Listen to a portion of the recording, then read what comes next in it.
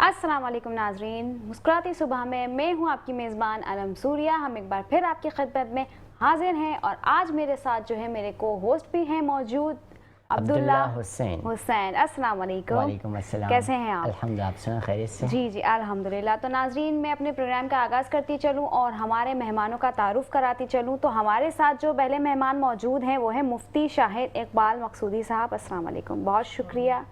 इनके साथ मौजूद हैं मोहम्मद इमरान कुरैशी, जो कि एजुकेशन की फील्ड से ताल्लुक़ रखते हैं। अस्सलाम वालेकुम। इन्हीं के साथ मौजूद हैं नात ख्वां हैं इकरामुल हसन। अस्सलाम वालेकुम। आप तीनों का बहुत बहुत शुक्रिया हमारे प्रोग्राम का हिस्सा बनने के लिए। तो अब मैं चाहूँगी कि अगली शुरुआत जो है मेरे को होस्ट वो करें।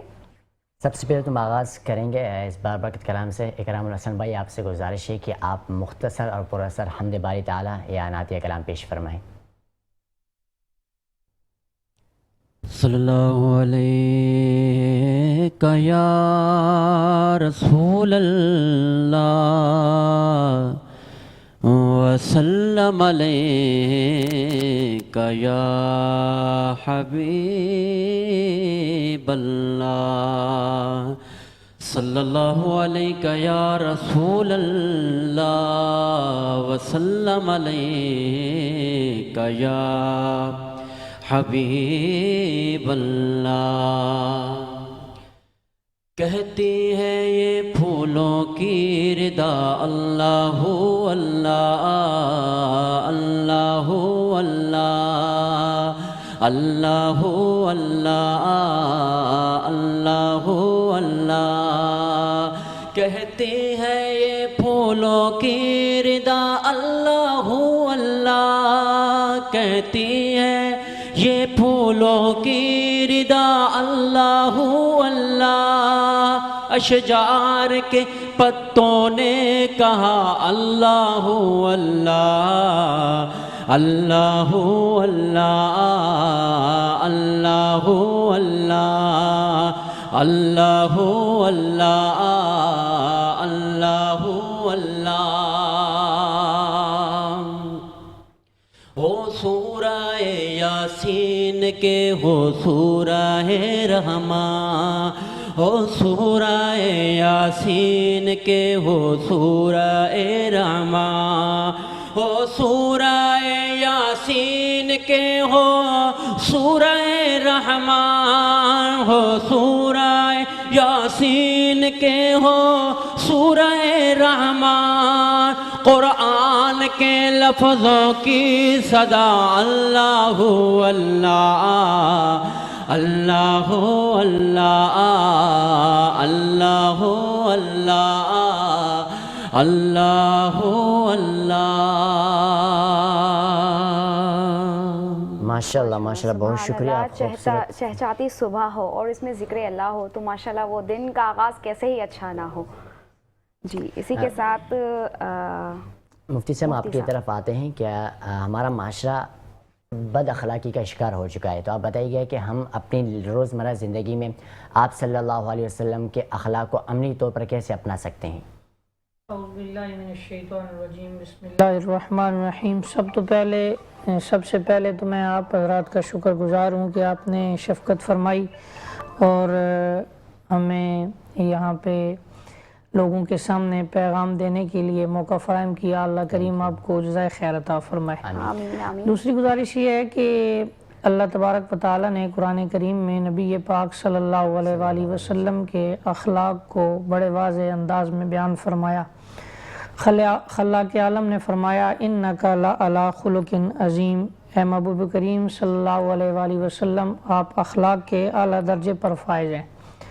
अब अगर इस चीज़ को लें तो मुआशरे में जो आजकल के माहौल में जो हम लोग चल रहे हैं और हमारी हालत और कैफियत ये है कि हमारे लहजों से हम ये नहीं देख रहे होते कि कितने लोगों का दिल दुखी हो रहा है। और अल्लाह के महबूब ने इरशाद फरमाया कि मोमिन जो है ना, बंदा मोमिन, उसकी शान काबे से भी ज़्यादा है। और हम बात करते हुए जब बात करते हैं तो हम नहीं देखते कि किस तरह हमारे सामने बुज़ुर्ग हैं, कोई औरत है, कोई ऐसा बंदा है जो उम्र से हमें बड़ा है, मनसब में बड़ा है, तो بہت زیادہ بے راہ روی کا ہم شکار ہے. تو اس کے لیے ضروری یہ ہے کہ آقا کریم امام الانبیاء صلی اللہ علیہ وآلہ وسلم کے اخلاق کو ہم عملی طور پہ اپنائیں. حضرت ام المومنین امی عائشہ صدیقہ سلام اللہ علیہ و رضی اللہ تعالی عنہ سے کسی نے پوچھا کہ آقا علیہ السلام کے اخلاق کیا ہیں؟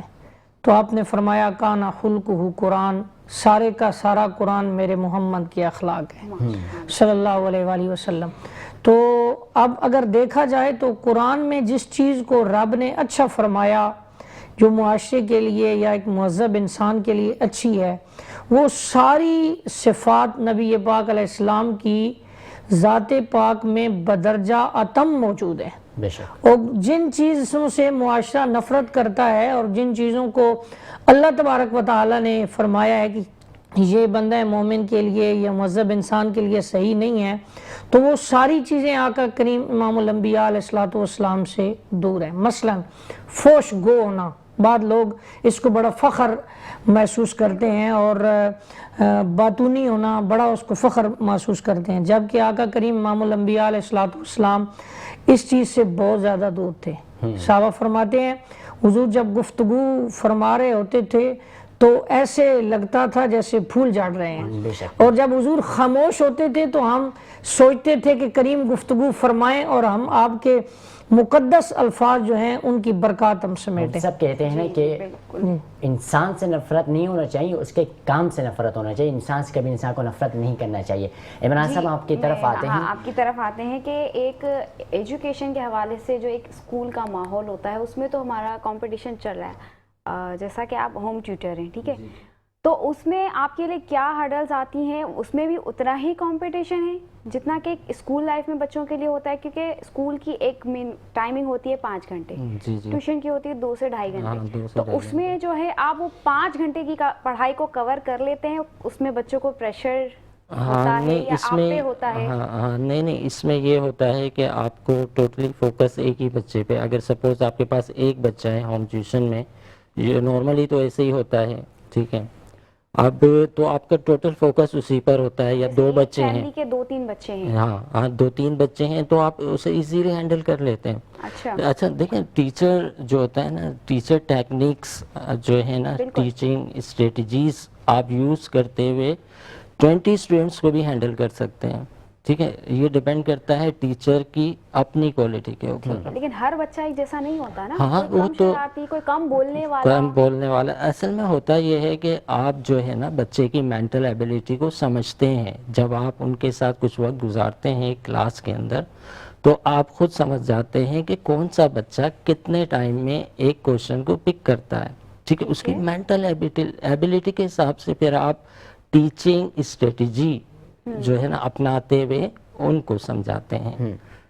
اور ہم دیکھتے ہیں کہ ایک اسکول کا کام ہوتا ہے، جب بچے کو ہم اسکول بھیج رہے ہیں تو ہمیں ایسے کیا ضرورت ہوتی ہے کہ ہم اس کو ٹیوشن کے لیے بھی بعد میں بھیجیں. جب اسکول بھیجا تو سمجھو وہاں پر بھی ایسے ٹیچر ہونا چاہیے کہ ٹیوشن ہم بعد کو اس کی ضرورت ہی نہ ہو. لیکن آج کل دیکھیں ہر گھر میں ٹیوشن تو لازمی ہے. ایون ہم یہ دیکھتے ہیں کہ ٹیچر بھی یہی کہتا ہے، ہم بچے کو ایڈمیشن جو ہے اسکول میں کروانے سے پہلے ہم اسے ٹیوشن بھیجتے ہیں کہ وہ کچھ نہ کچھ سیکھے. تو ایسا کیوں؟ اس میں کہیں ہم ماں باپ کی غلطیاں ہیں. دیکھیں اس میں دو چیزیں ہیں. دیکھیں ایک تو یہ ہے کہ ایک جو ہے نا ٹیچر اگر وہاں پر صحیح بچے کو گائیڈ نہیں کر پا رہا یا وہ کمپلیٹ اٹینشن اسے نہیں دے رہا، صحیح ہے، اسٹوڈنٹس وہاں سیٹسفائی نہیں ہوتا، ٹھیک ہے.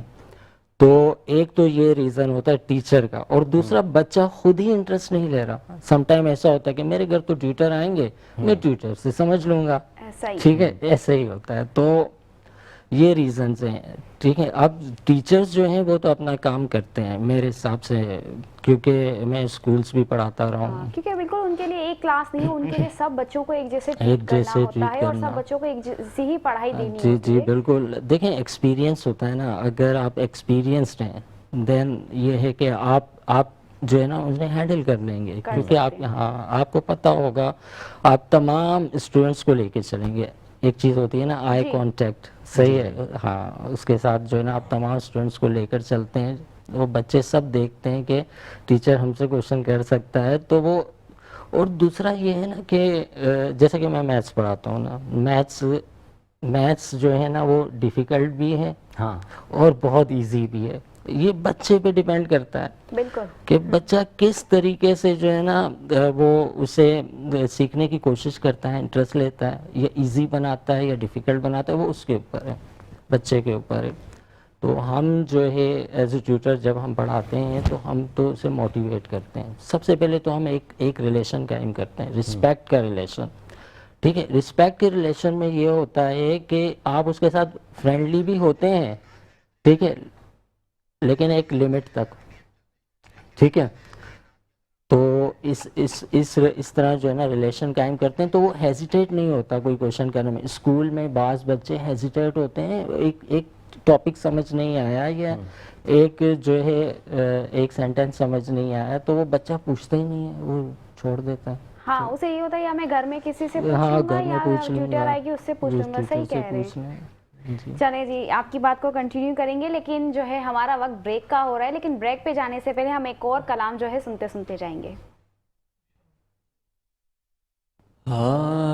محبوب کی محفل کو محبوب سجاتے ہیں, آتے ہیں وہی جن کو سرکار بلاتے ہیں, اور وہ لوگ خدا شاہد قسمت کے سکندر ہیں, وہ لوگ خدا شاہد قسمت کے سکندر ہیں, جو سرور عالم کا میلاد مناتے ہیں, جو سرور عالم کا میلاد مناتے ہیں, اور جن کا بھری دنیا میں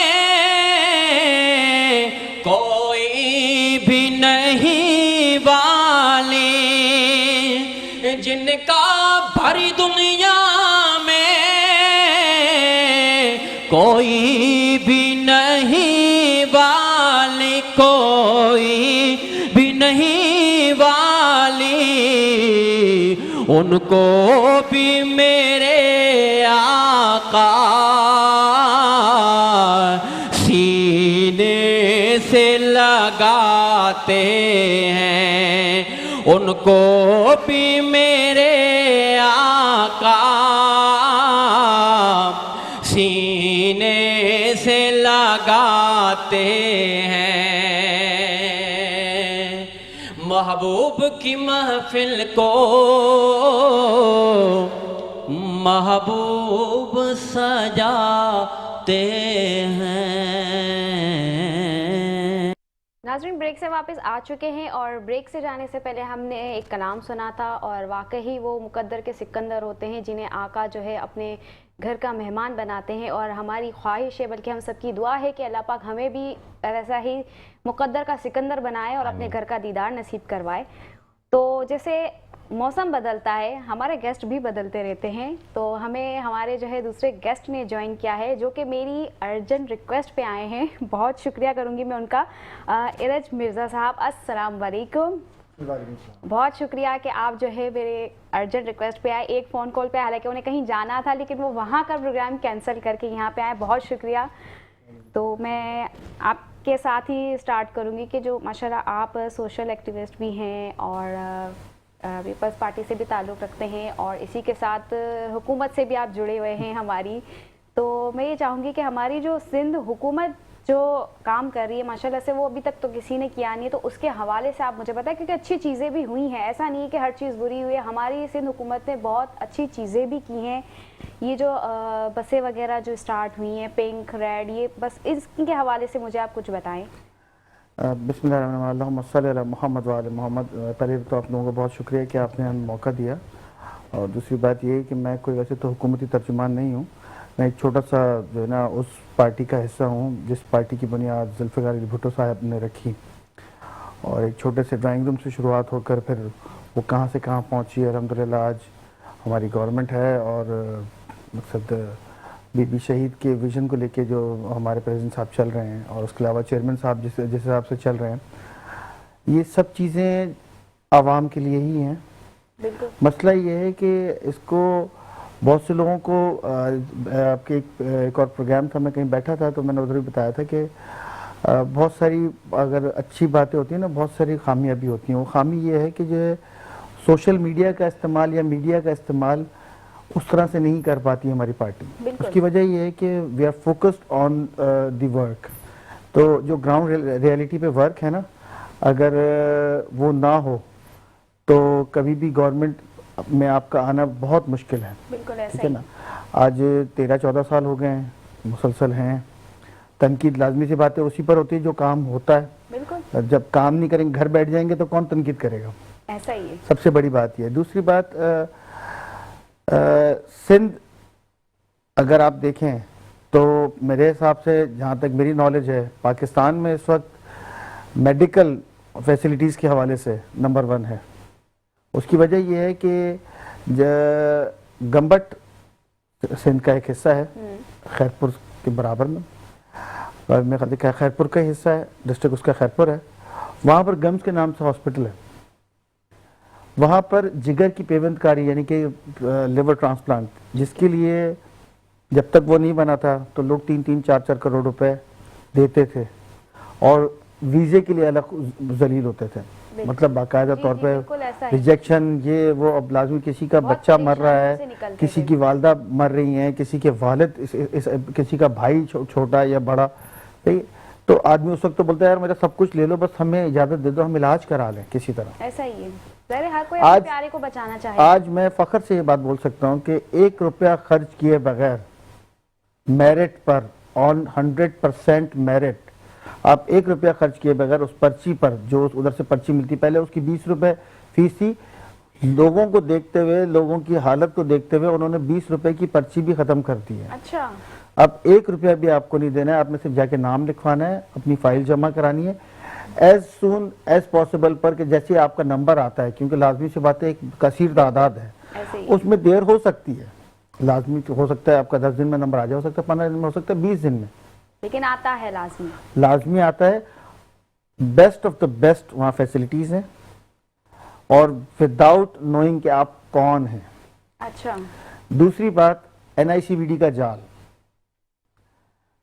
best of the best, heart کی ٹرانسپلانٹیشن سے لے کر آپ کا جو ہے نا اوپن ہارٹ سرجری ہو جائے، آپ کا اینجیوپلاسٹی ہو جائے، اینجیوگرافی ہو جائے، 1 روپیہ آپ کا خرچ نہیں ہوتا۔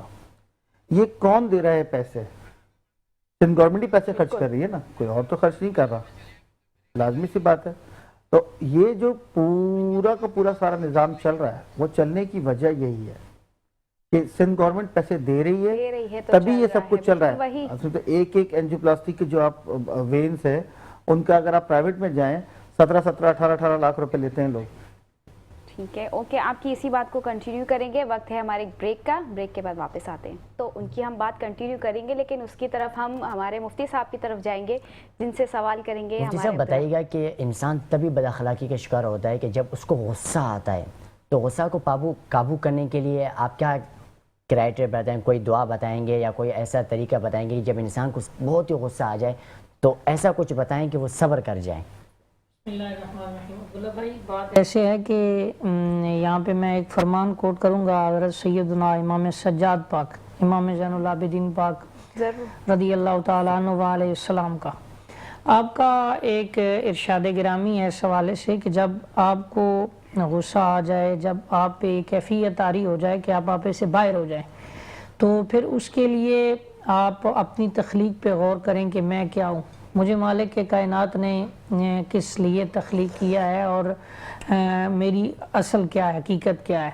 اور اگر آپ کھڑے ہیں، حدیث پاک بھی ہے اسی حوالے سے، اور اس کے ساتھ یہ میچ کر دیا ہے، کھڑے ہیں تو بیٹھ جائیں، بیٹھے ہیں تو کھڑے ہو جائیں، اور اگر بیٹھے ہوئے ہیں تو لیٹ جائیں، یعنی آپ کا وہ جو بلڈ سرکولیشن ہے وہ آگے پیچھے ہو تاکہ جو آپ کی کیفیت ہے یہ بدلے۔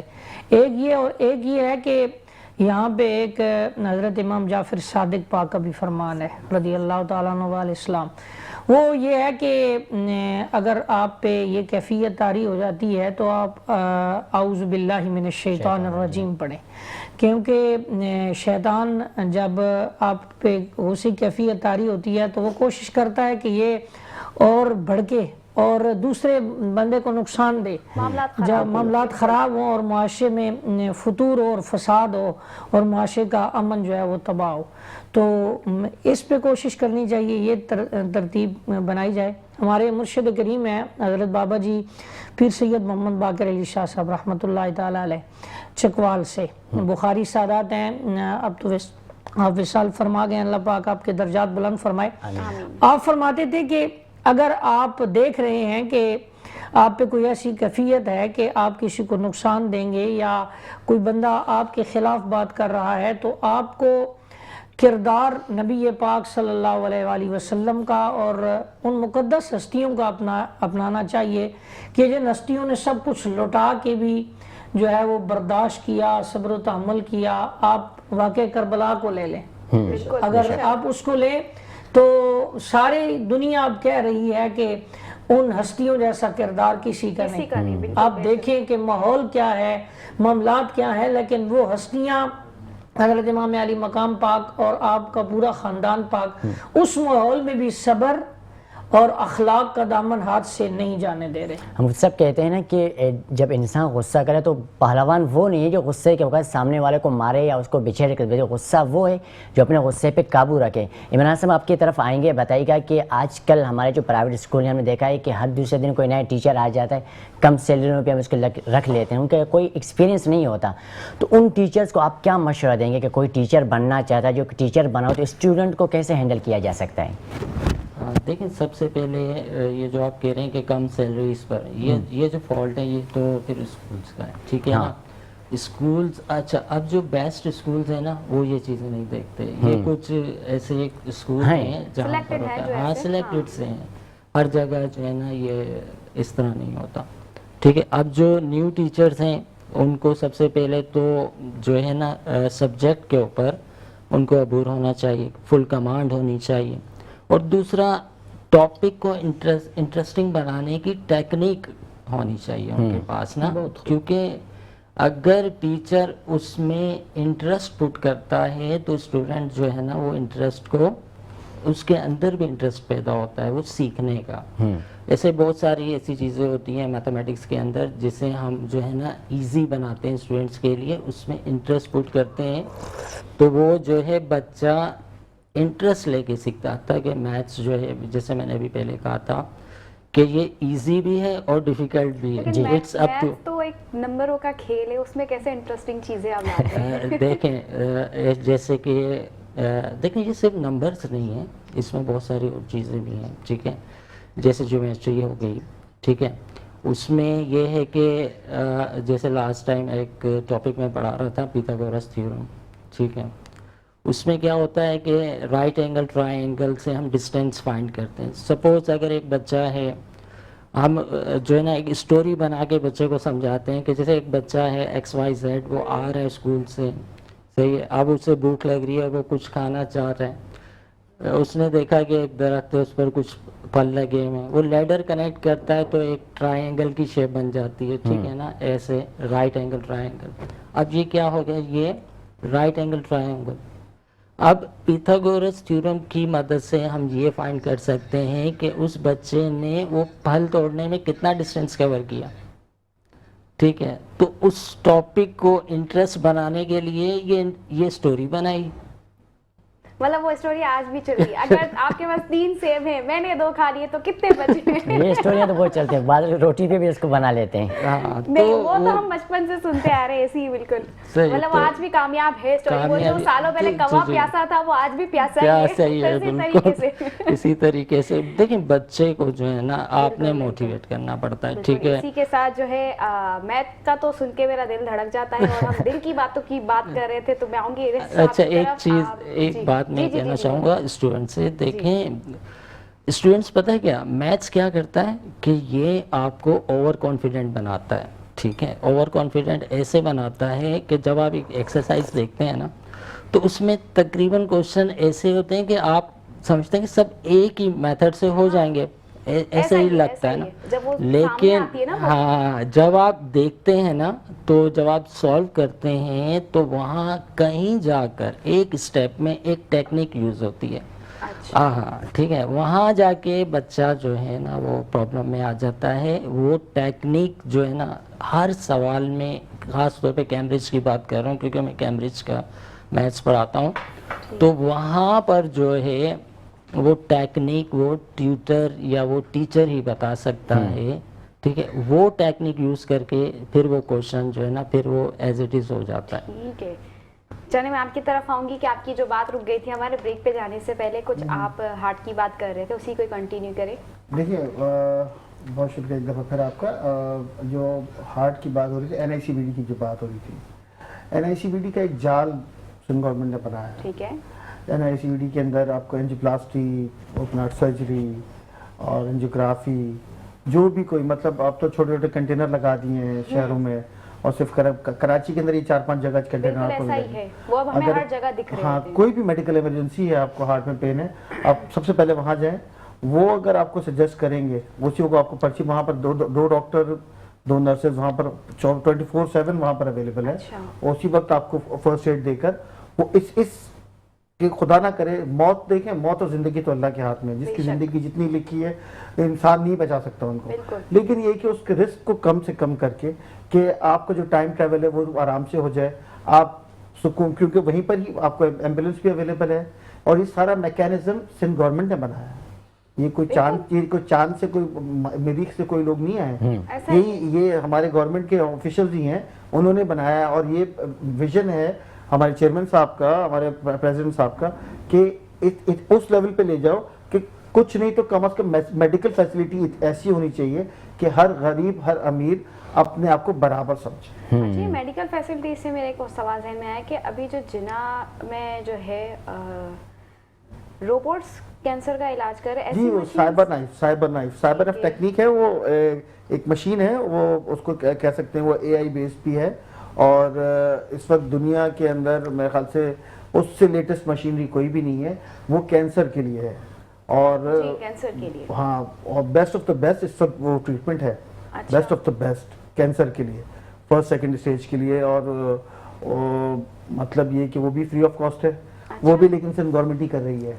یہ آپ کے پروگرام, آپ کے ٹی وی کے توسط سے, آپ کے چینل کے توسط سے, ہماری گورنمنٹ کر رہی ہے کام, لیکن کچھ لوگ جو ہیں نیگیٹیوٹی پھیلا کے وہ بتا رہے کہ نہیں ہو رہا, کام ہو رہا ہے. میں آپ کو ایک بات بتاؤں, ابھی پچھلے ویک میں, کیونکہ میرا ایریا ہے بلاک 10 کا گلشن اقبال, ادھر پہلے ایک الادین پارک ہوتا تھا, اس کے سامنے گرین بیلٹ ہے.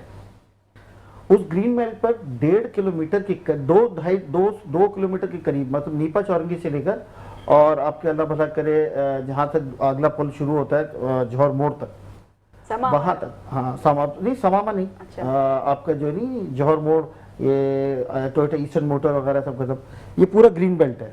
ٹھیک ہے, اس گرین بیلٹ کے نیچے کوئی بہت پہلے کوئی لائن ڈلی ہوئی ہوگی, کوئی تار ہوگی, کچھ ہوگی. میں نے ابھی پروگرام میں ایک میں دکھایا, اور باقاعدہ اس میں لائیو دکھایا کہ اس میں 4-4 فٹ کے کھڈے ہوئے ہیں. اچھا, کھڈے کس نے کیے ہیں؟ ہیرونچیوں نے.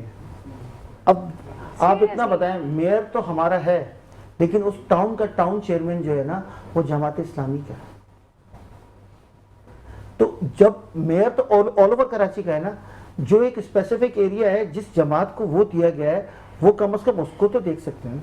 بالکل ایسا ہی ہے, ہر کوئی اپنی ذمہ داری اگر سمجھ لے اور اس پہ کام کرے. ابھی ایک بچے کا واقعہ ہوا تھا, کتنا ہائپ, مطلب دل, مطلب خون کے آنسو ہوا ہے اس بچے کہ ماں باپ کے سامنے بچہ بہ گیا. لیکن آپ یہ دیکھیں نا, ہماری کیا ذمہ داری ہے, میرے گھر کے آگے کوئی موٹر سائیکل کھڑی کر دے, میری دکان کے آگے کوئی موٹر سائیکل کھڑی کر دے تو فٹافٹ میرا, او بھائی ہٹاؤ یہاں سے, ہٹاؤ. یار تمہاری اتنا بڑا سٹور بنا ہوا ہے, ابھی میں کسی کا نام لوں تو اچھی بات نہیں ہے, میں کسی کو وہ نہیں کر رہا, لیکن آپ کو جب یہ اتنا بڑا کاروبار چل رہا ہے, آپ لاکھوں روپے کما رہے ہو, تو یہ سامنے گٹر کا ڈھکن جو ہے, اچھا ایسے تو آپ پائلٹس لگا کے بند کر دیتے ہیں کہ یہاں بائک نہیں کھڑی کرنا, یہ گاڑی کھڑی नो نہیں पार्किंग کرنا. का बोर्ड लगा देंगे. ہاں تو آپ یار ایک گٹر کھلا ہوا ہے, اس پر ایک پائلٹ رکھ دو, آپ کا تو کام ہے کنٹینر آ رہے ہیں آپ کے سامان کے. لوگ اس چیز کو نہیں دیکھتے, حقیقت سے بہت دور ہے عوام. کیوں؟ یہ چھوٹے چھوٹے ٹوٹے بنا کر سوشل میڈیا, ہائے بچہ گر گیا, ہائے بچہ گرے گا, میئر کیا کر رہا ہے. ٹھیک ہے بھائی, میئر پورے کراچی کا میئر ہے, میئر کا کام ہے فنڈز پرووائڈ کرنا اور ترقیاتی کاموں کو مانیٹر کرنا. ان کو جو ہے گراؤنڈ ریئلٹی پہ کرنا ٹاؤن چیئرمینز کا کام ہے. اس کے بعد یو سی چیئرمینز ہیں, اس کے بعد وارڈ چیئرمینز ہیں. یار 4 سٹیپ نیچے ہیں.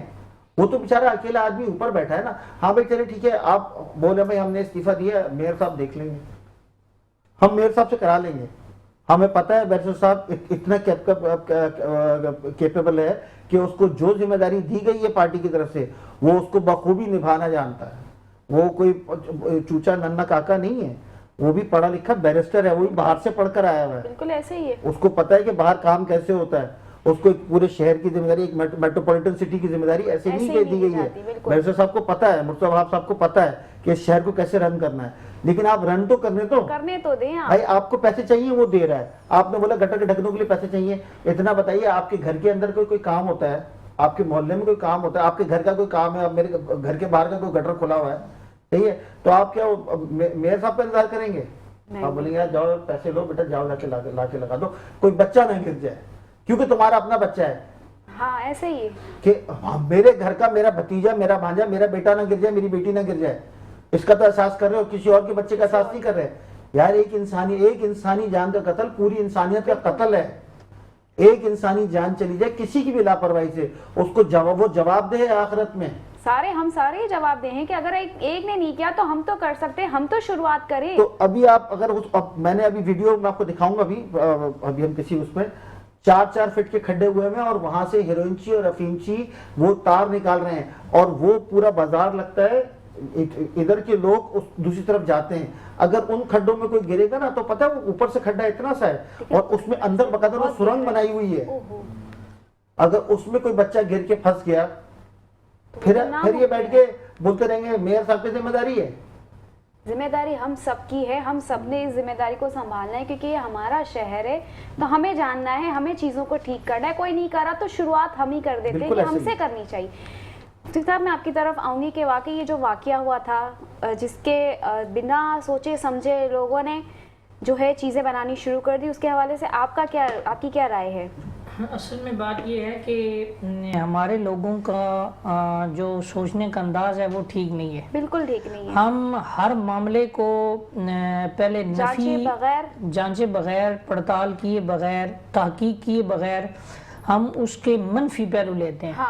اور تنقید جو ہے وہ ہماری پاکستانیوں کی گھٹی میں بسی ہوئی ہے, تنقید برائے تنقید, جس طرح محترم فرما رہے ہیں. اب اس میں یہ ہے کہ اگر کوئی ایسا معاملہ ہے, اگر کوئی ایسے معاملات ہیں, تو بجائے اس کے کہ آپ اس کو تنقید کریں اور تنقید برائے تنقید کر کے لوگوں میں نفرت کا بازار گرم کریں, یہ ہمارا اپنا پاکستان ہے, ٹھیک ہے, یہ ہمارا اپنا کراچی ہے, یہ ہم نے ہی درست کرنا ہے.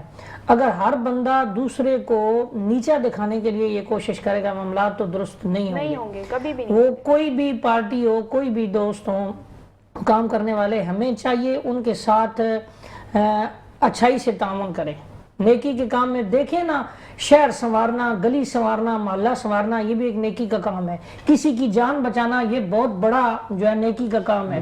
وہ بچہ ہو, وہ کوئی لیڈیز ہو, کوئی بزرگ ہو, کوئی نوجوان ہو, تو جس طرح یہ نیکی کا کام ہے تو ہمیں اس میں تعاون کرنا چاہیے اور بڑی اصلاح کے ساتھ. اللہ کریم ہمیں, میں تو یہ دعا کرتا ہوں اللہ کریم ہمیں مل جل کے ہمارے اس وطن کو سنوارنے کی توفیق عطا فرمائے. میں آپ کی طرف آؤں گی کہ یہ جو واقعہ ہوا بچوں کا, تو اس کے اب کافی ماں باپ ڈر گئے تھے, تو آپ کا جو ہے بچوں کی طرف آنا کم ہوا, کیا ہوا؟ کیونکہ اب ظاہر ہے ایک واقعہ ایسا ہوا تو ماں باپ کو یہ کہ ہمارے بچے کے ساتھ بھی نہ ہو جائے, تو اس میں آپ کے کچھ مسئلہ آیا؟